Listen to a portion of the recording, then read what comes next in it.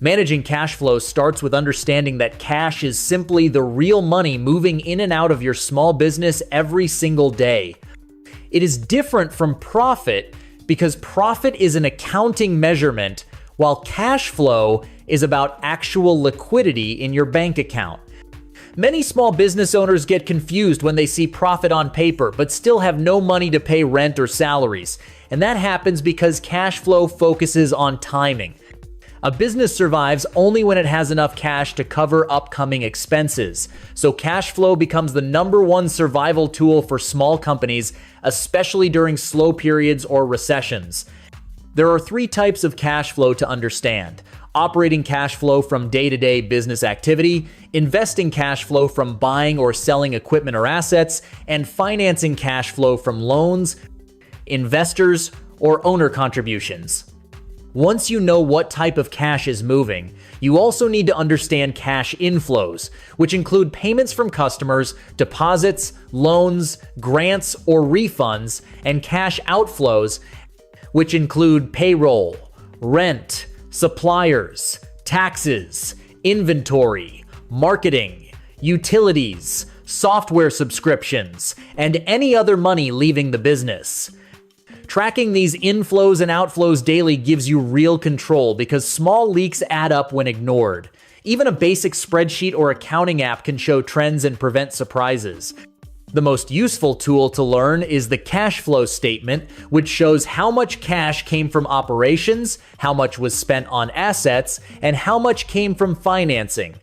This statement reveals if the business generated real cash or just paper profit.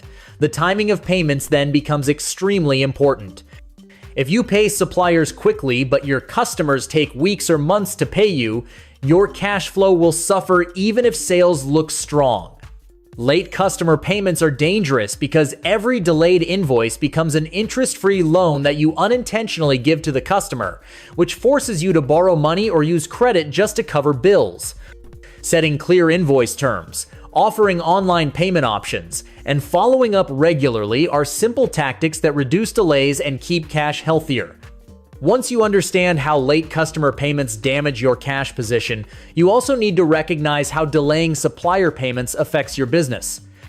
Stretching supplier payments can temporarily improve cash flow, but it can damage trust, slow down deliveries, raise prices, or freeze your account with that vendor, so it must be handled carefully and with communication. A healthier approach is to negotiate better terms instead of silently delaying. Invoice terms like net 15, net 30, or net 60 define how long customers have to pay, and choosing the wrong terms can make your business constantly chase cash. Some industries can comfortably run on net 30, while others need faster options like net 10 or due on receipt. Early payment discounts, such as 2% if paid within 10 days, otherwise due in 30 days, reward customers for paying faster, improving your cash position even if you lose a tiny percentage of revenue. Another powerful tactic is asking customers for deposits or milestone-based billing instead of waiting until the end of a project. This is common in construction, design, software development, and consulting because it reduces risk and funds the project while you work. Equally important is separating personal and business finances so cash flow can be measured accurately. Mixing them causes confusion in taxes, bookkeeping, and financial decisions, making it difficult to track whether the business is healthy.